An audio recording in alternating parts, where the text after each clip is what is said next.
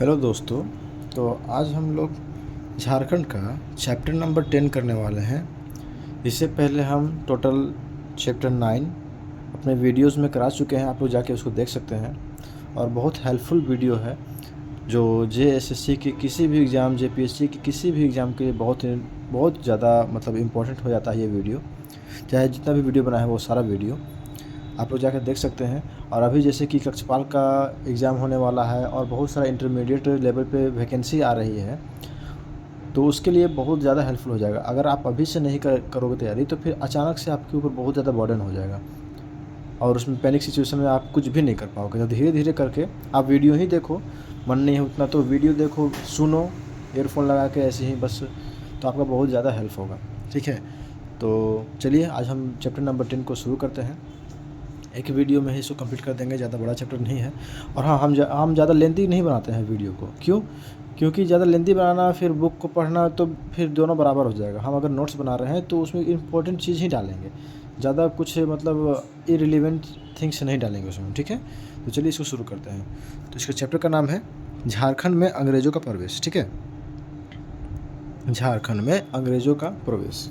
ठीक, चैप्टर का नाम होता है हमारा झारखंड में अंग्रेज़ों का प्रवेश। इसमें देखिए सिंहभूम क्षेत्र में ढालभूम के बारे में जानते हैं। ठीक है, ढालभूम। ठीक है, तो क्या है कि झारखंड में 1767 ईस्वी में, देखिए क्वेश्चन पूछा हुआ है स्टार मार्क, 1767 ईस्वी में पहली बार अंग्रेज़ों का प्रवेश कहाँ हुआ? सिंहभूम क्षेत्र में हुआ। तो पहली बार झारखंड में अंग्रेज़ों का प्रवेश सिंहभूम क्षेत्र में हुआ 1767 में। तो पहली बार झारखंड में प्रवेश अंग्रेज़ों का कब हुआ? 1767 में हुआ, 1767 में। ठीक है, 1767 में पहली बार झारखंड में अंग्रेज़ों का प्रवेश सिंहभूम क्षेत्र में हुआ। तो सिंहभूम क्षेत्र में पहली बार अंग्रेज़ों का प्रवेश हुआ 1767 में। याद रखना है डेट को और क्षेत्र को। तो झारखंड में पहली बार अंग्रेज़ों का प्रवेश कब हुआ? 1767 में, सिंहभूम क्षेत्र में। 1760 में ईस्ट इंडिया कंपनी ने मिदनापुर क्षेत्र में अधिकार स्थापित किया।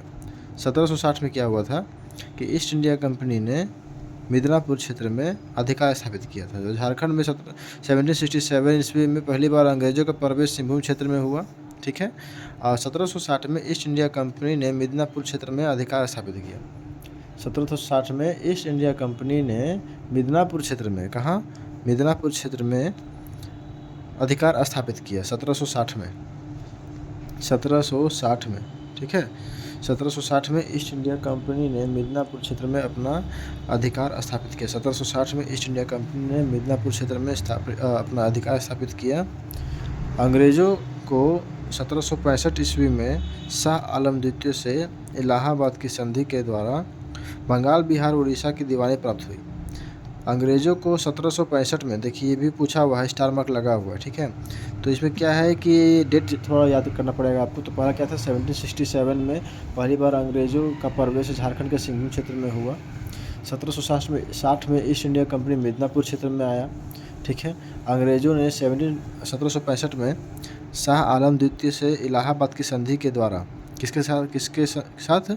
शाह आलम, अंग्रेज़ों को 1765 ईस्वी में शाह आलम द्वितीय से इलाहाबाद की संधि, कौन सी संधि थी? तो इलाहाबाद की संधि के द्वारा बंगाल, बिहार, उड़ीसा की दीवानी प्राप्त हुई। 1765 में शाह आलम द्वितीय से इलाहाबाद की संधि में अंग्रेज़ों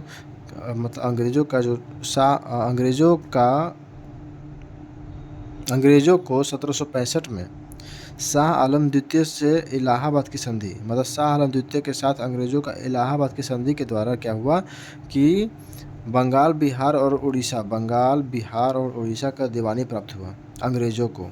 ठीक है, तो अंग्रेज़ों को शाह आलम द्वितीय के साथ इलाहाबाद की संधि के द्वारा 1765 में बंगाल, बिहार और उड़ीसा की दीवानी प्राप्त हुई।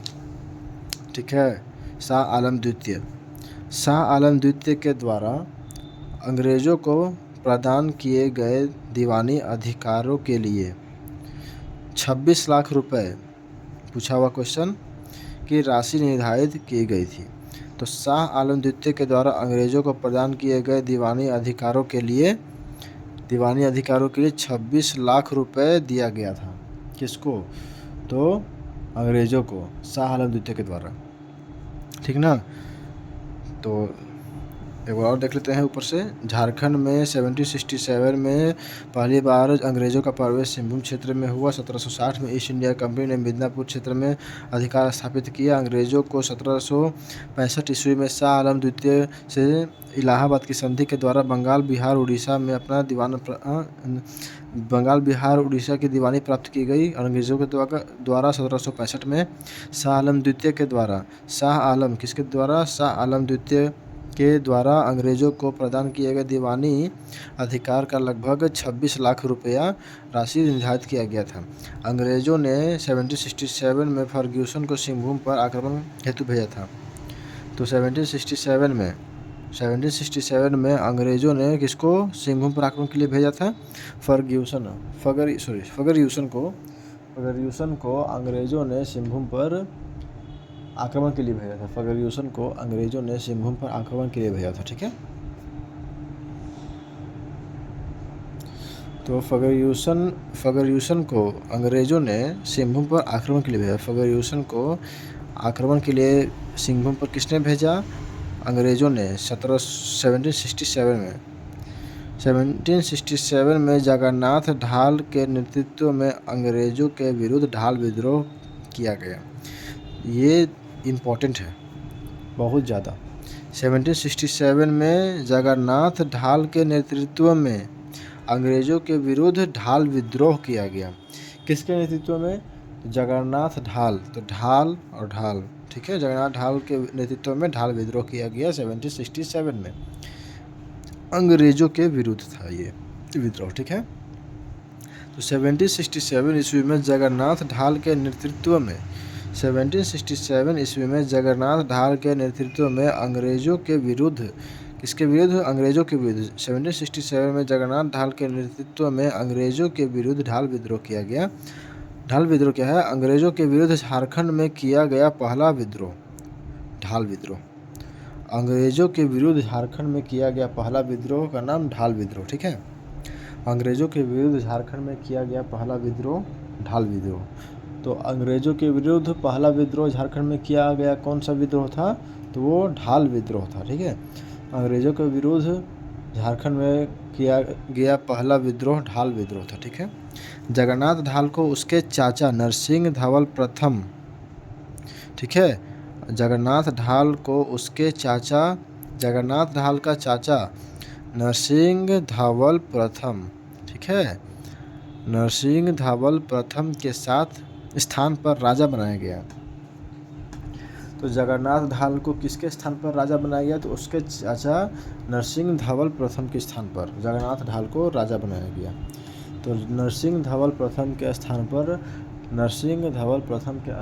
जगन्नाथ ढाल को राजा बनाया गया। अंग्रेज़ों ने जगन्नाथ ढाल के स्थान पर नीमू ढाल को ढालभूम का राजा बनाया, ठीक है।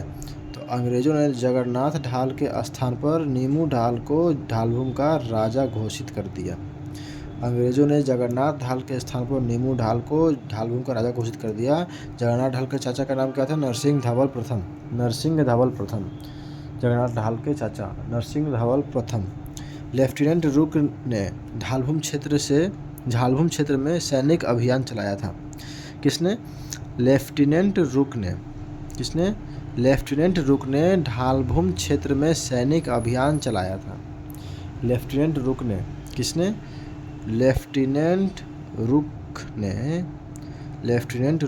ढालभूम क्षेत्र में सैनिक अभियान चलाया था।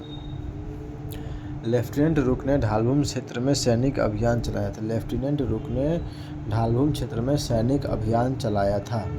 लेफ्टिनेंट रुक ने ढालभूम क्षेत्र में सैनिक अभियान चलाया था। लेफ्टिनेंट रुक ने ढालभूम क्षेत्र में सैनिक अभियान चलाया था। लेफ्टिनेंट रुक ने ढालभूम क्षेत्र में सैनिक अभियान चलाया था, ठीक है। 1800 ईस्वी में ढालभूम का वार्षिक कर 4000 मतलब 200 कितना 67 रुपये तक किया गया। 1800 में ढालभूम का वार्षिक कर 4267 को ऐसे याद रखिए कि अभी जितना पढ़े हैं 1767 1767 में क्या था, जगन्नाथ ढाल के नेतृत्व में अंग्रेज़ों के बीच ढाल विद्रोह हुआ था 1767 में। उस समय में ही झारखंड में पहली बार अंग्रेज़ों का प्रवेश सिंहभूम क्षेत्र में हुआ था 1767 में। 1760 में क्या हुआ था, ईस्ट इंडिया कंपनी मिदनापुर क्षेत्र में अधिकार स्थापित किया था। ठीक है। 1765 में क्या हुआ था, शाह आलम द्वितीय से इलाहाबाद की संधि के द्वारा क्या हुआ था, अंग्रेज़ों के साथ जो हुआ था शाह आलम द्वितीय का इलाहाबाद की संधि, उसमें बंगाल, बिहार, उड़ीसा का दीवानी प्राप्त हुआ था। ठीक है। तो 1800 में क्या हुआ कि ढालभूम का वार्षिक कर 4,267 रुपये तक कर दिया गया। ठीक है। नेक्स्ट देखते हैं।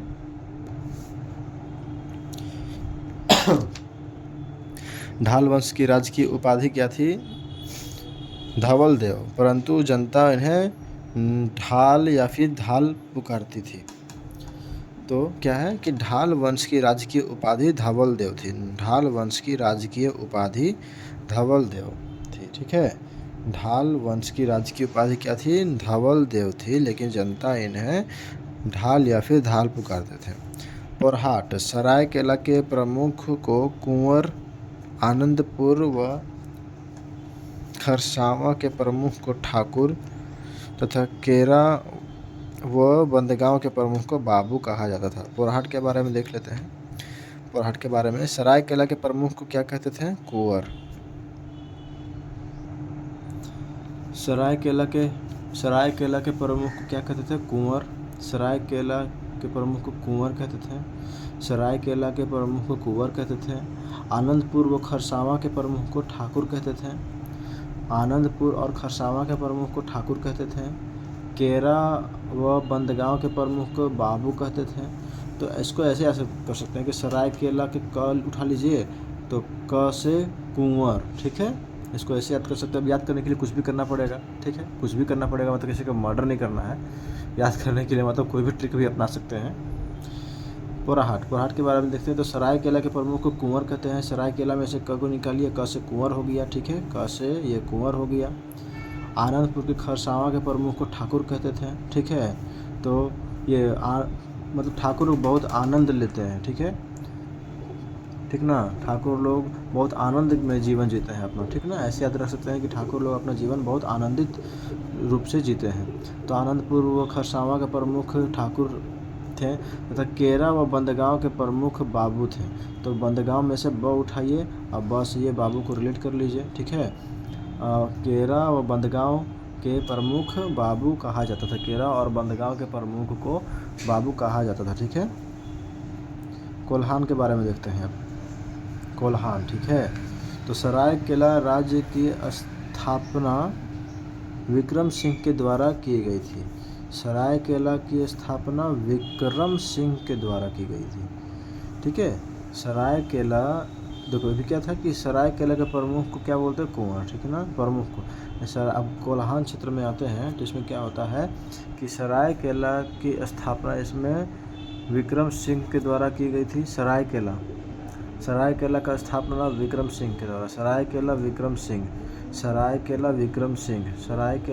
सिंह। ठीक है। ध्यान देना है, सरायकेला राज्य की स्थापना विक्रम सिंह के द्वारा की गई थी।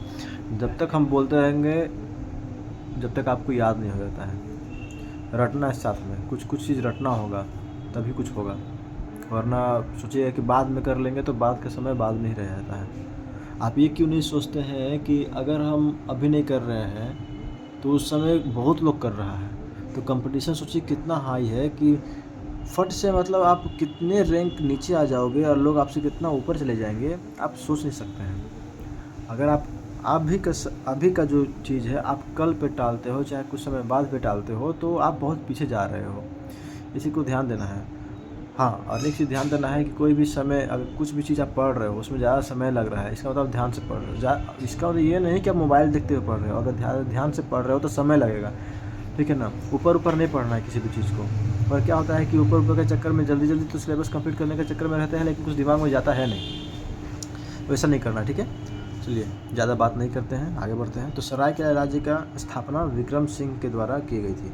सरायकेला राज्य की स्थापना विक्रम सिंह। ठीक है ना, विक्रम सिंह एकदम जहन में उतार लीजिए। ठीक है ना, सरायकेला राज्य की स्थापना विक्रम सिंह के द्वारा की गई थी। सरायकेला राज्य की स्थापना विक्रम सिंह के द्वारा की गई थी। कोल्हान क्षेत्र में मेजर रफसेज के कोल्हान क्षेत्र में प्रवेश के बाद रोरो नदी के तट पर अंग्रेज सेना तथा हो जनजाति के बीच युद्ध हुआ, जिसमें अंग्रेज विजयी हुए। देखिए जी क्या है, कोल्हान क्षेत्र में मेजर रफसेज के कोल्हान क्षेत्र में प्रवेश के बाद, कोल्हान क्षेत्र में मेजर रफसेज के कोल्हान क्षेत्र में प्रवेश के बाद क्या हुआ कि रोरो नदी, देखिए स्टार मार्क है, क्वेश्चन पूछा हुआ है, रोरो नदी के तट पर अंग्रेज सेना तथा हो जनजाति के बीच युद्ध हुआ। रोरो नदी पर किसके किसके बीच युद्ध हुआ? तो अंग्रेजी सेना और हो जनजाति के बीच में युद्ध हुआ, जिसमें अंग्रेज लोग विजयी हो गया। कोल्हान क्षेत्र में मेजर रफसेज के कोल्हान क्षेत्र में प्रवेश के बाद मेजर रफसेज, ठीक है, सरायकेला राज्य के संस्थापक विक्रम सिंह, ध्यान देना, भूलना नहीं है, ये नहीं कि आगे बढ़ते गए पीछे भूलते गए, नहीं। तो क्या हुआ, कोल्हान क्षेत्र में मेजर रफसेज के कोल्हान क्षेत्र में प्रवेश के बाद रोरो नदी के पास अंग्रेज और हो जनजाति के बीच में युद्ध हुआ, जिसमें अंग्रेज लोग विजयी हो गए। 1821 ईस्वी में कर्नल रिचर्ड के नेतृत्व में अंग्रेजों ने हो क्षेत्र में प्रवेश किया। 1821 में कर्नल रिचर्ड, ठीक है, कर्नल रिचर्ड के नेतृत्व में अंग्रेजों ने हो क्षेत्र में प्रवेश किया।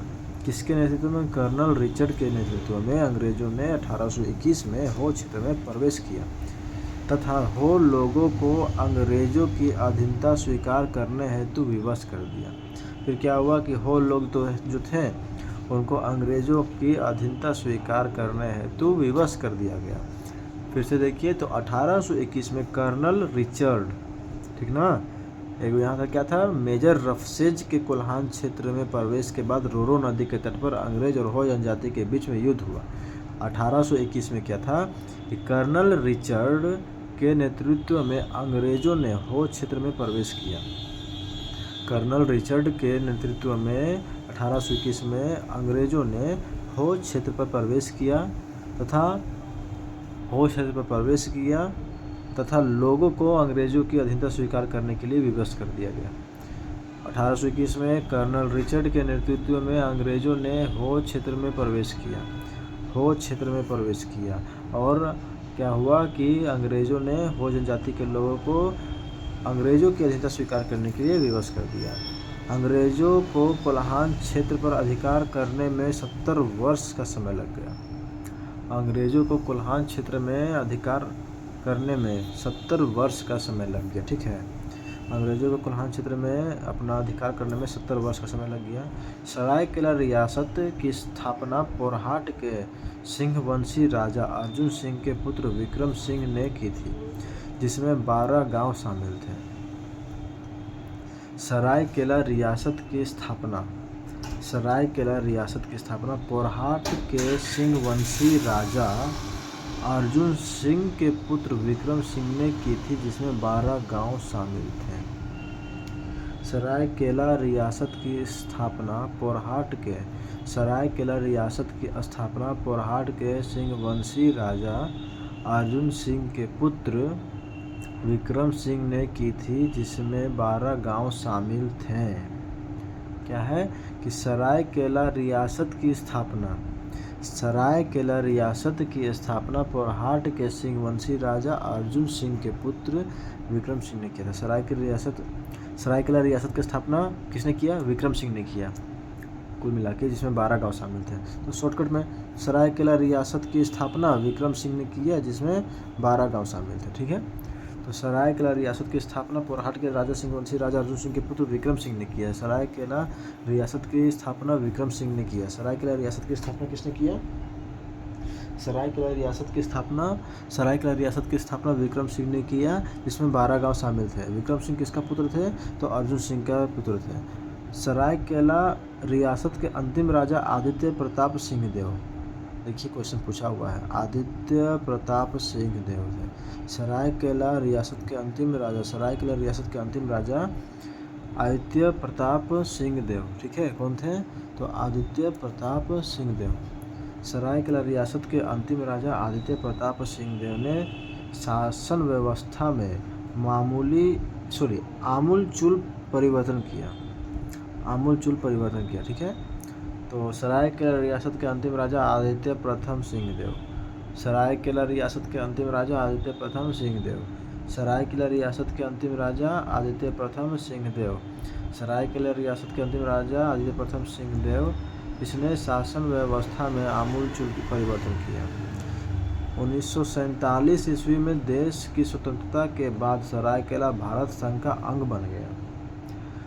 1947 ईस्वी में देश की स्वतंत्रता के बाद सरायकेला भारत संघ का अंग बन गया। 1947 ईस्वी में देश की स्वतंत्रता के बाद सरायकेला भारत संघ का अंग बन गया। ठीक है। 1956 ईस्वी में राज्यों के पुनर्गठन के बाद सरायकेला को बिहार राज्य में शामिल किया गया। 1956 में राज्यों के पुनर्गठन के बाद सरायकेला को बिहार राज्य में शामिल किया गया। 1956 में सरायकेला के पुनर्गठन 1956 में सरायकेला के पुनर्गठन के बाद सरायकेला को बिहार राज्य में शामिल किया गया। 1956 में राज्यों के पुनर्गठन के बाद सरायकेला को बिहार राज्य में शामिल किया गया। ठीक है, आगे देखते हैं। तो खरसावा रियासत ठीक है, खरसावा रियासत की स्थापना विक्रम सिंह के द्वितीय पुत्र कुंवर पदम सिंह के द्वारा की गई थी। ठीक है। खरसावा रियासत की स्थापना विक्रम सिंह के द्वितीय पुत्र कुंवर पदम सिंह के द्वारा की गई थी। कुंवर पदम सिंह के द्वारा की गई थी। खरसावा रियासत की स्थापना विक्रम सिंह के द्वितीय पुत्र, देखिए क्या है, खरसावा रियासत की स्थापना विक्रम सिंह के द्वितीय पुत्र कुंवर पदम सिंह के द्वारा की गई थी। खरसावा रियासत की स्थापना विक्रम कुंवर पदम सिंह के द्वारा की गई थी। खरसावा रियासत की स्थापना कुंवर पदम सिंह के द्वारा की गई थी। खरसावा रियासत की स्थापना कुंवर पदम सिंह के द्वारा की गई थी। खरसावा रियासत की स्थापना कुंवर पदम सिंह के द्वारा की गई थी। ठीक ना। खरसावा रियासत की स्थापना कुंवर पदम सिंह के द्वारा की गई थी। ठीक है। खरसावा रियासत की स्थापना कुंवर पदम सिंह के द्वारा की गई थी। पलामू में अंग्रेजों के प्रवेश का प्रमुख कारण यहाँ राजनीतिक अस्थिरता और अराजकता का वातावरण था। तो पलामू में अंग्रेजों का प्रवेश जो था उसका प्रमुख कारण क्या था कि यहाँ पर राजनीतिक अस्थिरता थी और अराजकता का माहौल था। 1771 ईस्वी में अंग्रेज अधिकारी कैमक ने चेरो राजा चित्रजीत राय को पराजित करके पलामू किले पर अधिकार स्थापित कर लिया। 1771 में अंग्रेज अधिकारी कैमक ने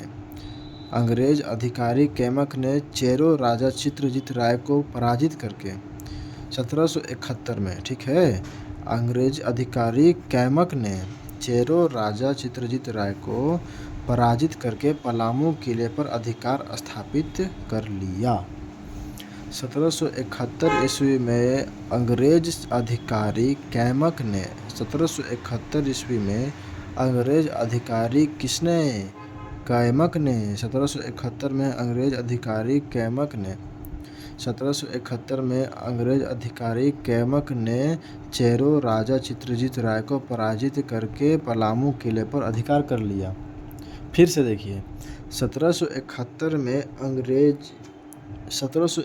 अंग्रेज अधिकारी कैमक, कौन कैमक, 1771 में अंग्रेज अधिकारी कैमक ने चेरो राजा चित्रजीत राय, चित्रजीत, तो 1771 में अंग्रेजी अधिकारी कैमक ने चेरो राजा चित्रजीत राय को पराजित करके अंग्रेजों अधिकारी कैमक चित्रजीत राय को हराया और पलामू किले पर अधिकार स्थापित कर लिया।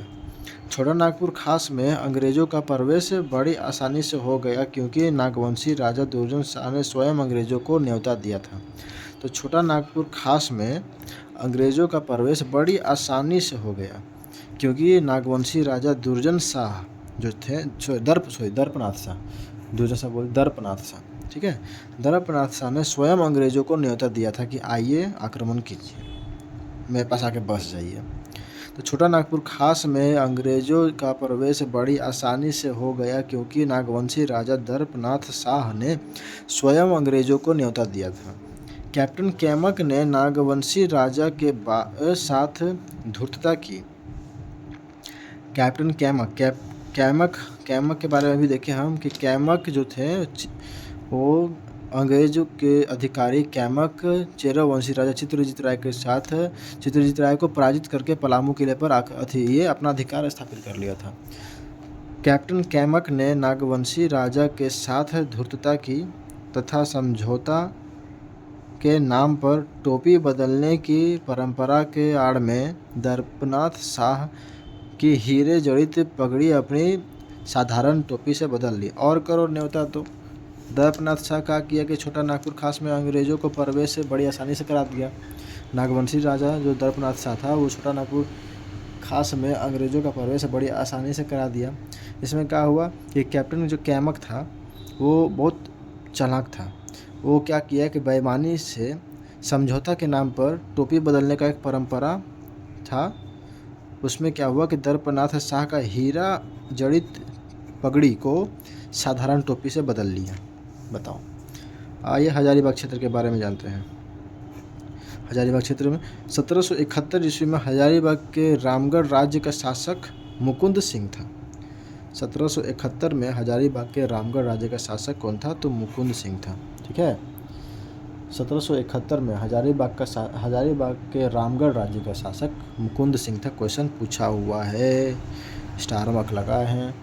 तो 1771 ईस्वी में हजारीबाग के रामगढ़ राज्य का शासक कौन था? मुकुंद सिंह था। 1771 ईस्वी में हजारीबाग के रामगढ़ राज्य का शासक मुकुंद सिंह था। 1771 ईस्वी में हजारीबाग के रामगढ़ राज्य का शासक मुकुंद सिंह था। मुकुंद सिंह बंदी बनाए जाने के डर से रामगढ़ से भागकर पंचेत चला गया।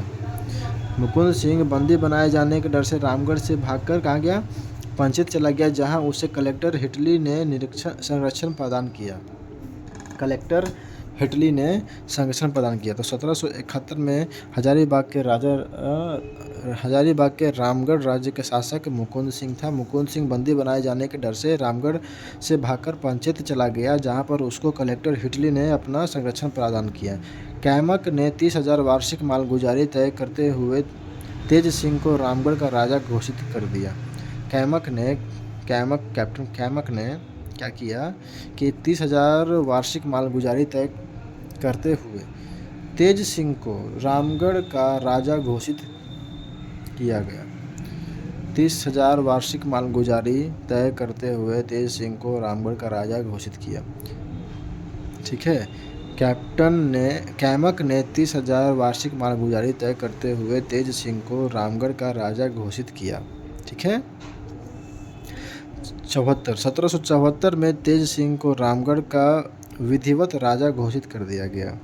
तो क्या है, कैमक ने 30,000 वार्षिक मालगुजारी तय करते हुए तेज सिंह को रामगढ़ का राजा घोषित किया। और 1774 में क्या हुआ कि तेज सिंह को रामगढ़ का विधिवत राजा घोषित कर दिया गया। 1774 में, ठीक है, 1774 में तेज सिंह को रामगढ़ का विधिवत राजा घोषित कर दिया गया। आगे देखते हैं संथाल परगना क्षेत्र। ठीक है, संथाल परगना प्राचीन अंग राज्य का हिस्सा था, जिसे जंगल तराई के नाम से जाना जाता था। संथाल परगना प्राचीन अंग राज्य का हिस्सा था, जिसको जंगल तराई के नाम से जाना जाता था। तो जंगल तराई के नाम से किसे जाना जाता था? संथाल परगना। ठीक है, संथाल परगना को जंगल तराई के नाम से जाना जाता था। संथाल परगना प्राचीन अंग राज्य का हिस्सा था, जिसे जंगल तराई के नाम से जाना जाता था। संथाल परगना को जंगल तराई के नाम से जाना जाता था। 1592 से 1660 ईस्वी तक यह क्षेत्र बंगाल की राजधानी रहा। 1592 से 1660 तक संथाल परगना क्षेत्र बंगाल का राजधानी रहा। 1592 से 1660 तक संथाल परगना क्षेत्र बंगाल की राजधानी रही। ठीक है, 1592 से 1592 से 1660, 1592 से 1660, 1592 1660, 1592 से 1660 तक, 1592 से 1660 तक संथाल परगना बंगाल की राजधानी रही। 1742 में मराठों ने इस क्षेत्र पर कब्जा किया।